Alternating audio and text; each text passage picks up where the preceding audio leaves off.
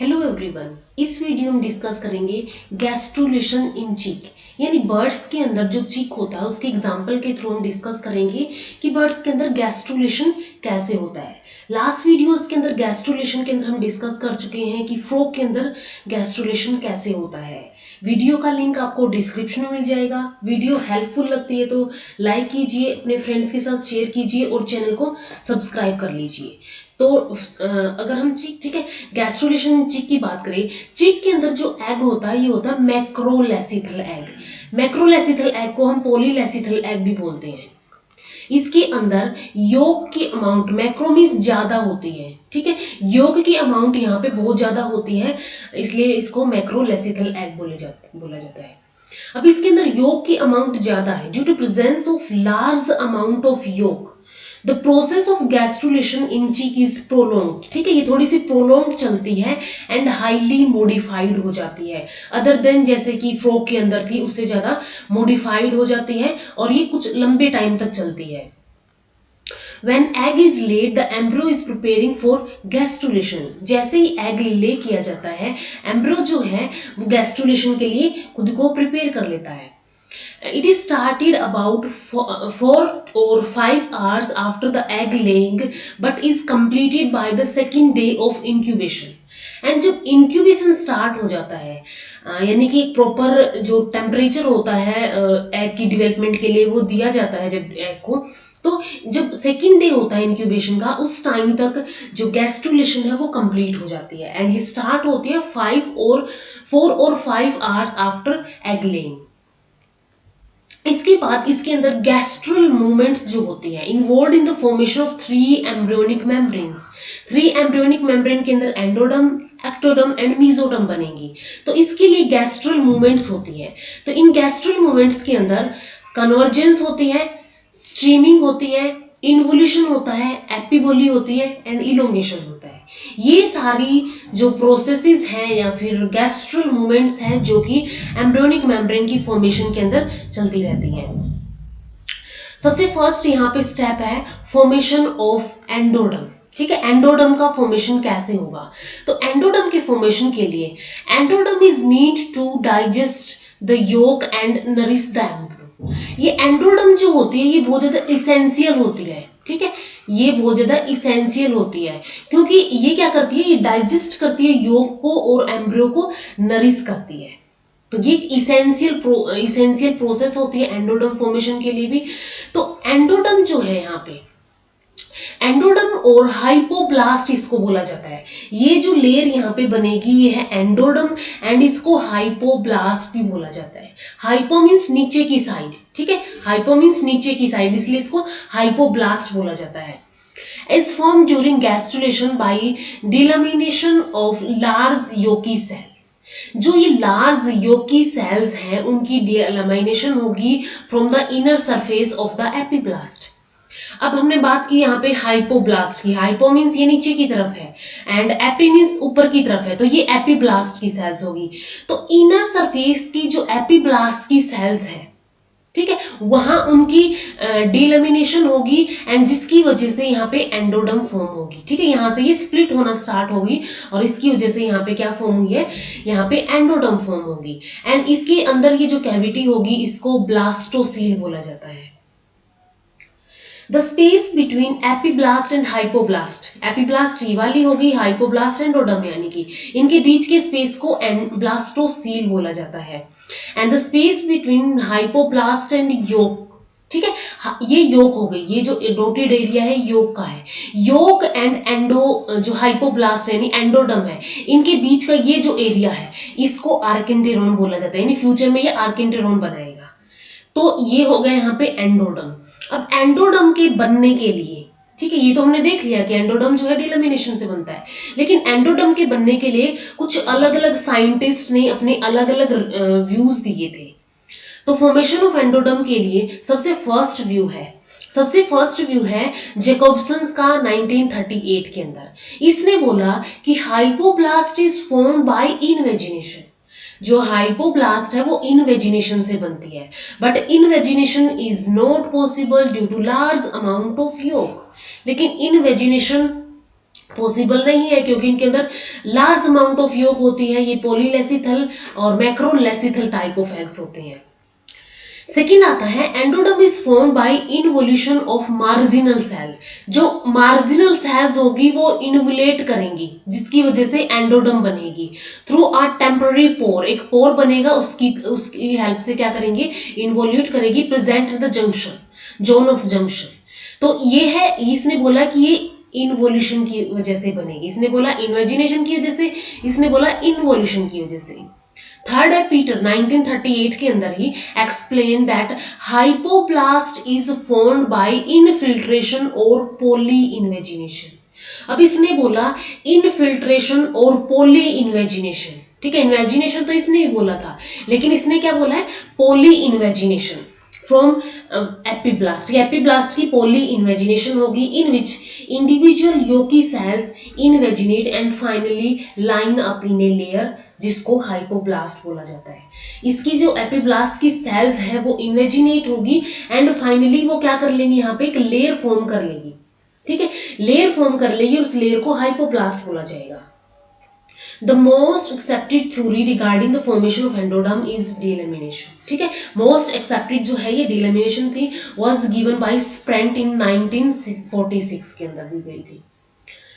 At the outer end, hypoblast is continuous with the extra embryonic endoderm, ठीक है, जो इसके आउटर एंड होते हैं, ये जो इसके आउटर एंड होंगे वहां पे कंटिन्यूस होती है एक्स्ट्रा एम्ब्रियोनिक एंडोडर्म से। ये भी हम देखेंगे कैसे एक्स्ट्रा एम्ब्रियोनिक एंडोडर्म बनेगी, formed by the lowermost layer of the marginal cells. And ये कैसे बनती है, जो लोअर मोस्ट लेयर होती है मार्जिनल सेल्स की, उनसे बनती है। इसके बाद नेक्स्ट आता है फॉर्मेशन ऑफ प्रिमिटिव स्ट्रीक, ठीक है, इसके अंदर एक स्ट्रक्चर होता है जिसको प्रिमिटिव स्ट्रीक बोलते हैं, जहां से प्रिमिटिवली यानी कि सबसे पहले स्ट्रक्चर बनना स्टार्ट होगा। तो इसके अंदर formation of primitive streak involves 3 types of movement, ठीक है, यहाँ पे 3 टाइप की मूवमेंट्स होती है, prospective, embryonic and extra embryonic areas की, ठीक है, यहाँ पे prospective, embryonic and extra embryonic areas जो होंगे उनका क्या होगा, यहाँ पे उनसे प्रिमिटिव स्ट्रीक की फॉर्मेशन होना स्टार्ट होगी। अब इसके अंदर अगर हम देखें कि 3 टाइप्स की मूवमेंट्स कौन कौन सी होती है, सबसे पहले, ठीक है, 3 टाइप की मूवमेंट्स होंगी। तो इसमें सबसे फर्स्ट है कन्वर्जेंस। कन्वर्जेंस में ये इस तरफ ऐसे मूव कर रही है, यानी कन्वर्ज हो रही है। Movement of areas toward the mid dorsal line, ये यहाँ पे मिड डोर्सल लाइन है, मिड डोर्सल लाइन की तरफ ये क्या कर रही है, कन्वर्ज हो रही है। सेकेंड है invagination, involves inward in sinking of area. इसके अंदर क्या होता है, ये इनवार्ड सिंक होना स्टार्ट होगी अंदर की तरफ, ये पहले ऐसे आई फिर अंदर की तरफ जाना स्टार्ट होगी, जिसको इनवेजिनेशन बोलेंगे। एंड फाइनली डाइवर्जेंस होगा, involves outward movement of areas between epiblast and hypoblast. अब नेक्स्ट क्या होगा, डाइवर्जेंस होगा, ये ऐसे डाइवर्जेंस होगा, ये जो सेल्स थी वो ऐसे डाइवर्स कर जाएंगी, पहले कन्वर्स करी फिर वो इन्वेजिनेट करी देन डाइवर्स कर गई। एंड डाइवर्स कहाँ करती है, एपिब्लास्ट एंड हाइपोब्लास्ट के बीच में, ठीक है, एपिब्लास्ट और हाइपोब्लास्ट जो नीचे वाली लेयर होगी उनके बीच में डाइवर्स कर जाएगी। अब नेक्स्ट है formation of primitive streak. Primitive streak की फॉर्मेशन कैसे होगी, यहाँ पे हमने देखा था कि एंडोडर्म की फॉर्मेशन कैसे हुई, वो डिलेमिनेशन की वजह से या फिर हाइपोप्लास्ट की फॉर्मेशन। अब इसके बाद क्या होगा, यहाँ पे कुछ स्ट्रक्चर्स प्रेजेंट होते हैं। अगर हम बात करें यहाँ पे एग की, तो इसके अंदर जो है ऐसे स्ट्रक्चर होते हैं। इसके अंदर एक रीजन होता है सिफेलिक, जिस साइड हेड बनता है, एंड एक रीजन होता है कोडल, जिस साइड टेल रीजन जो होता है। एंड इसके अंदर 2 एरियाज प्रेजेंट होते हैं, एक होता है यहाँ पे एरिया ओपेका एंड सेकंड यहाँ पे होता है अंदर वाला एरिया पेलिसिडा, ठीक है, ये 2 एरियाज यहाँ पे प्रेजेंट होते हैं। अब क्या होगा यहाँ पे, ये जो एरिया पेलिसिडा है, अंदर वाला जो एरिया है, ये यहाँ पे इस एरिया के अंदर इस एरिया के अंदर क्या होगा, जो इसकी मिड लाइन है, यहाँ पे इस मिड लाइन की तरफ कुछ सेल्स जो है मूव करना स्टार्ट करेगी, ठीक है, सेल्स जो है यहाँ पे मूव करना स्टार्ट करेगी एंड ये सेल्स होंगी यहाँ पे लेटरल प्लेट मीजोडर्मल सेल्स, ठीक है। लेटरल प्लेट मेसोडर्मल सेल्स क्या करेंगी, यहाँ पे ऐसे मूव करना स्टार्ट करेगी। ठीक है, ये मूव करना स्टार्ट करेगी इसकी मिड लाइन की तरफ, जो एरिया पेलिसुडा है उसकी मिड लाइन की तरफ ये मूव करना स्टार्ट कर देगी। अब इसके बाद नेक्स्ट क्या होगा यहाँ पे, तो ये जो एरिया है ये थिकेंड हो जाएगा। ठीक है, नेक्स्ट स्टेप में क्या होगा, अब अगर हम सिर्फ इस एरिया की बात करें तो ये जो एरिया है ये यहाँ से थिकेंड हो जाएगा। ठीक है, ये क्योंकि यहाँ पे जो लेटरल प्लेट मेसोडर्मल सेल्स है वो इकट्ठी हो गई, एक्यूमुलेट हो गई है, जिसकी वजह से यहाँ पे जो एरिया है, एरिया पेलुसिडा का जो ये मिड लाइन के पास है वो थिकेंड हो जाएगा। एंड ये थिकेंड की साइड हो रहा है इसकी पोस्टीरियर या फिर कोडल एंड की तरफ। ठीक है, इस साइड ये थिकेंड हो रहा है। तो इसके बाद नेक्स्ट इसके अंदर कन्वर्जेंस कंटिन्यू रहेगा। ठीक है, नेक्स्ट क्या होगा, यहाँ पे कन्वर्जेंस होगा, यानी कि जो सेल्स है इसकी तरफ ऐसे मूव करना स्टार्ट कर देगी। तो नेक्स्ट यहाँ पे कन्वर्जेंस होगा। जो कन्वर्जेंस अभी हमने 3 गैस्ट्रल मूवमेंट्स देखी थी उसके अंदर सबसे फर्स्ट कन्वर्जेंस था। तो ये ऐसे कन्वर्जेंस चलती रहेगी and more lateral plate mesodermal cells जो है वो मूव करके यहाँ पे आती रहेंगी। एंड ये जो एरिया है अब नेक्स्ट थिकेंड होने के बाद ये ऐसे उठना स्टार्ट करेगा, यानी कि और ज्यादा क्या होना स्टार्ट करेगा, ये कन्वर्ज होना स्टार्ट करेगा। अब यहाँ पे क्या होता है, जो कन्वर्जेंस होता है, कन्वर्जेंस ज्यादा होता है देन डाइवर्जेंस से, डाइवर्जेंस से। ठीक है, कन्वर्जेंस क्या होगा यहाँ पे, ज्यादा होगा देन डाइवर्जेंस से, जिसकी वजह से जो सेल्स है सारी की सारी ऐसे कन्वर्ज हो रही है। ठीक है, सारी की सारी कन्वर्ज हो जाएगी।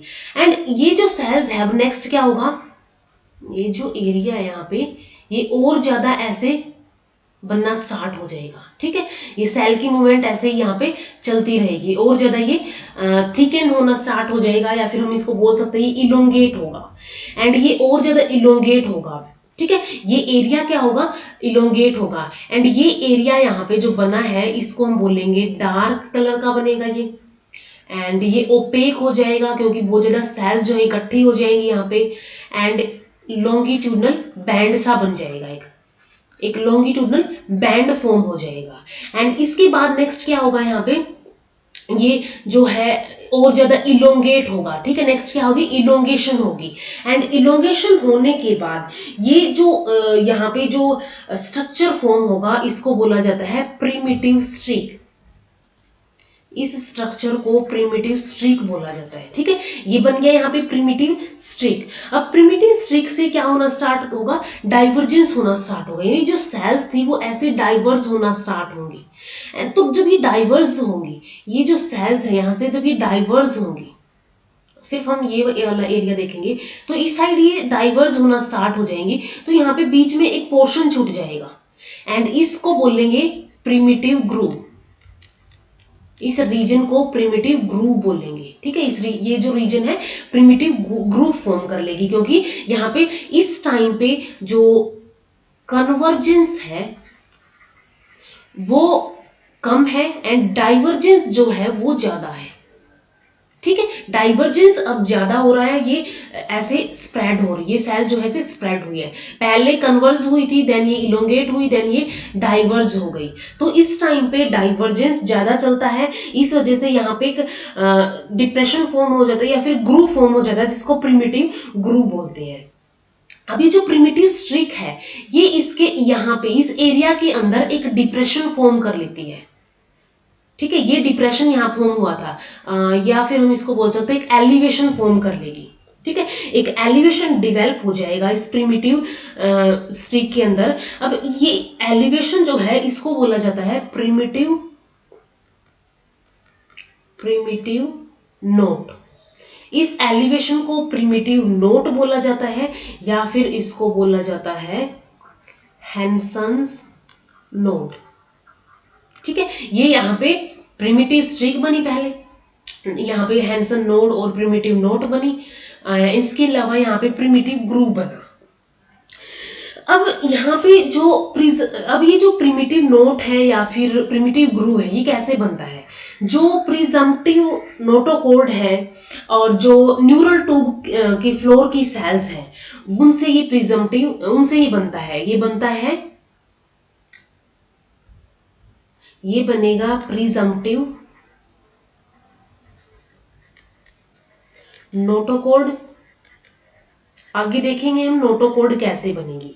एंड इसके अलावा यहाँ पे जो फ्लोर होता है, floor of neural tube, neural tube का जो फ्लोर होता है, इनकी जो सेल्स होंगी, ठीक है, इनकी जो सेल्स होंगी उनसे ये प्रिमिटिव नोट और हैंसन नोट फॉर्म होती है। अब प्रिमिटिव ग्रुप भी बन गया यहाँ पे। तो इस टाइम पे अब ये हो गया यहाँ पे प्रिमिटिव स्ट्रिक की फॉर्मेशन, ठीक है, ये प्रिमिटिव स्ट्रिक की फॉर्मेशन होती है। सबसे फर्स्ट यहाँ पे एक सिफेलिक एंड था, एक कोडल एंड था। यहाँ पे एरिया ओपेका बाहर वाले रीजन को बोलते हैं, एरिया पेलिसुडा अंदर वाले रीजन को बोलते हैं।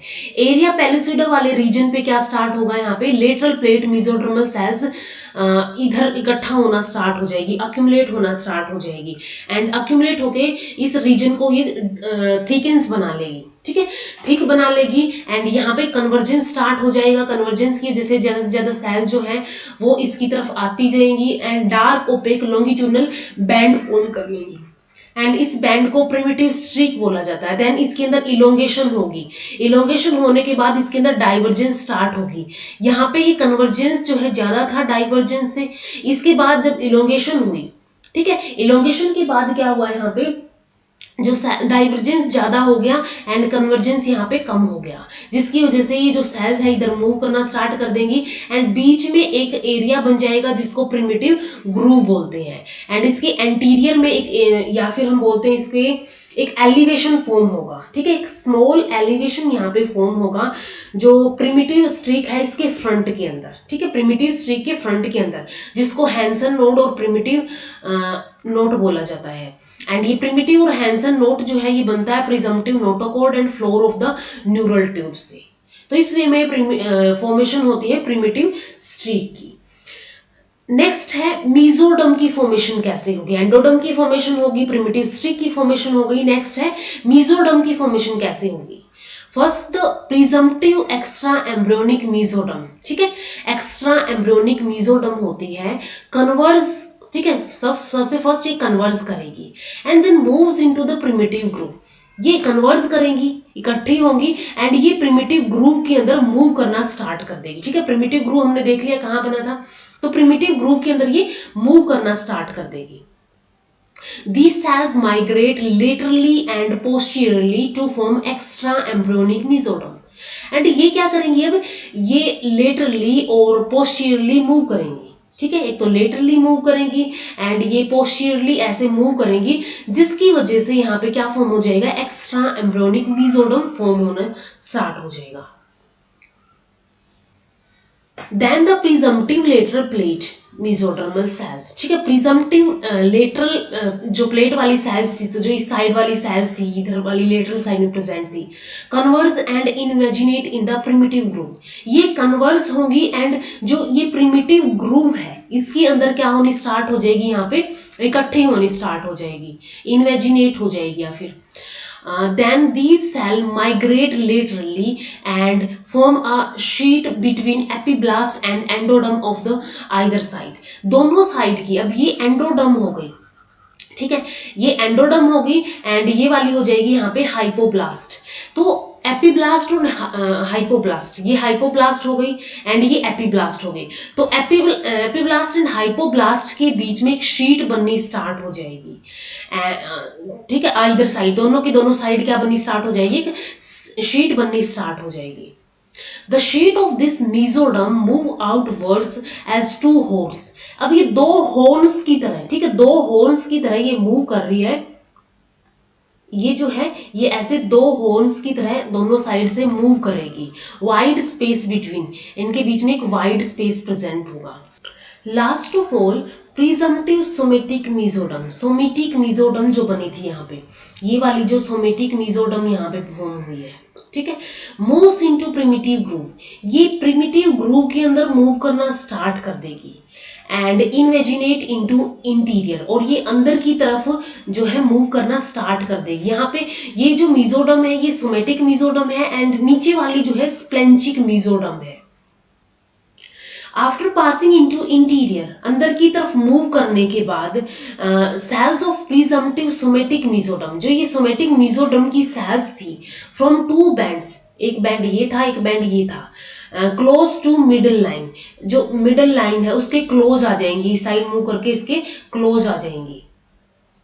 Eight this process continues primitive streak shortens, ये जो प्रिमिटिव स्ट्रीक है वो शॉर्ट होती जाएगी जैसे जैसे प्रोसेस कंटिन्यू होगी। जो सोमेटिक मीजोडम है, स्प्लेंचिक मीजोडम है, वो इंटीरियर में मूव करना स्टार्ट करेगी मिडल लाइन की तरफ, तो ये प्रिमिटिव स्ट्रोक क्या करती जाएगी, शॉर्ट होती जाएगी।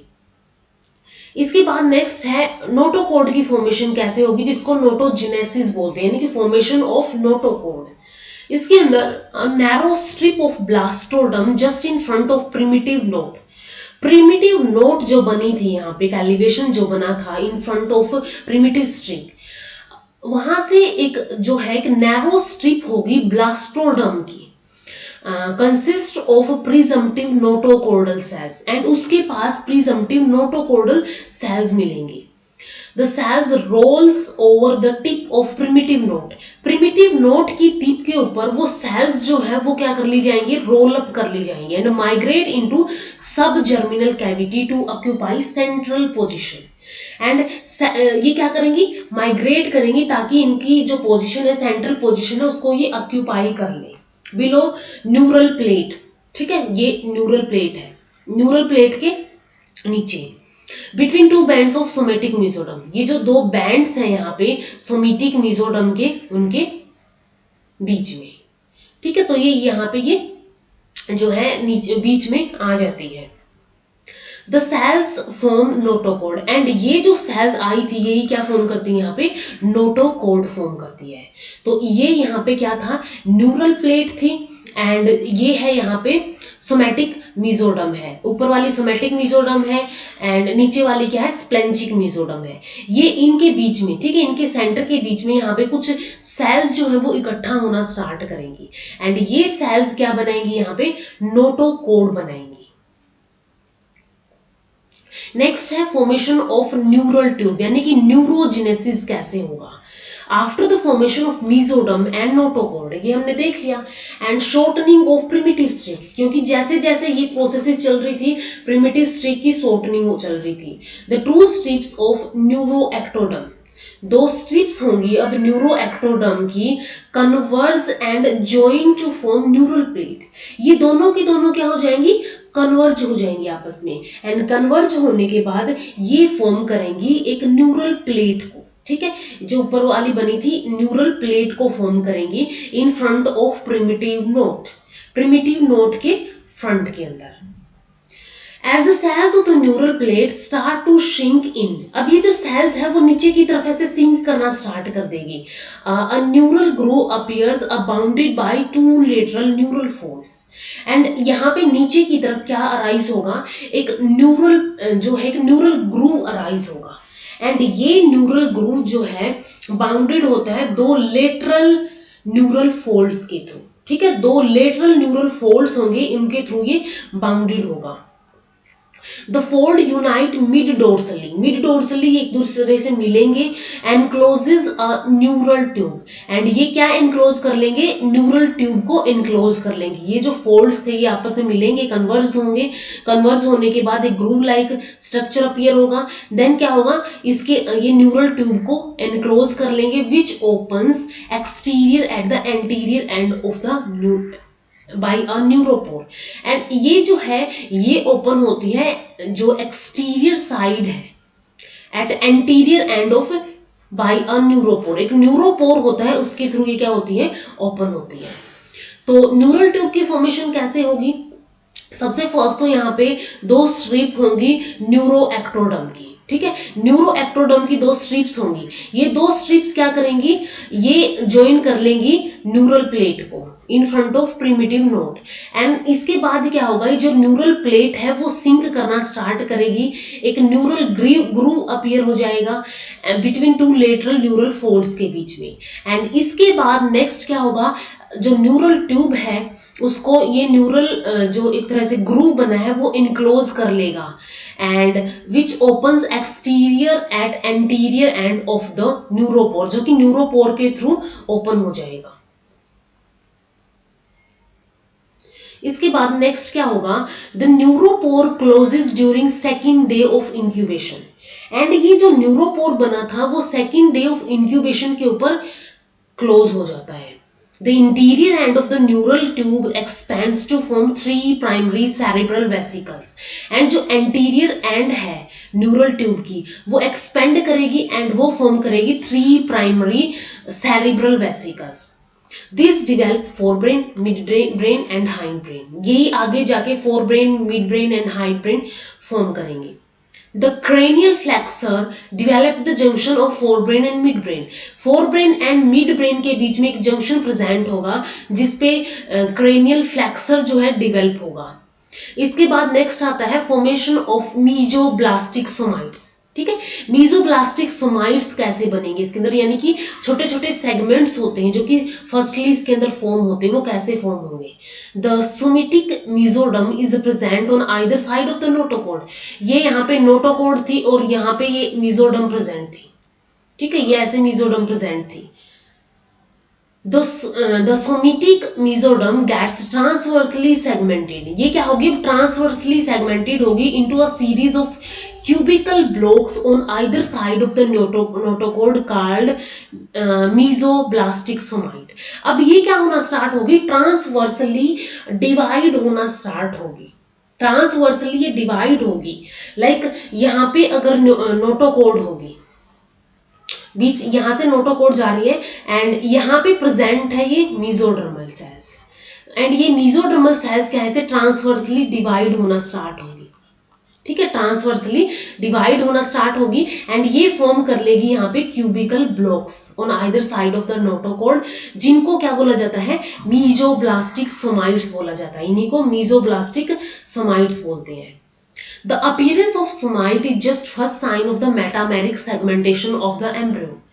And somites जो appear होते हैं वो ये शो करते हैं कि embryo के अंदर metameric segmentation start हो गई है.